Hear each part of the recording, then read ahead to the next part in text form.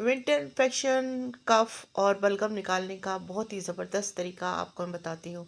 आपने एक पतीला लेना है, उसमें प्याज डालनी है, थोड़ी सी काट कर उसके अंदर लेमन डालना है, थोड़ा सा ऑरेंजेस डालने हैं, अदरक डालनी है, बे लीफ जो है वो उसके थोड़े पत्ते डाल दीजिए आप, और दालचीनी के टुकड़े डाल दीजिए।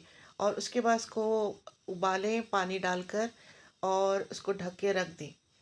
5-10 मिनट के बाद आपने इसको इसका जो पानी निकलेगा वो आपने 1 गिलास पीना है रोज़ाना। है इसके इस्तेमाल से आपकी जो इम्यूनिटी है वो बूस्ट होती है, आपकी जो कफ़ है वो बहुत ज़बरदस्त तरीके से रिलीफ़ करती है कफ़ को, और चेस्ट से जो भी बलगम है वो सब खारिज हो जाता है। आपने इसके अंदर असली शहद होता है छोटी मक्खी का, वो 1 स्पून जो है वो शहद भी आपने ज़रूर ऐड करना है, और आपने मुझे लाज़मी इसका फ़ीडबैक देना है। दुआओं में याद रखिएगा। अल्लाह हाफ़िज़, टेक केयर।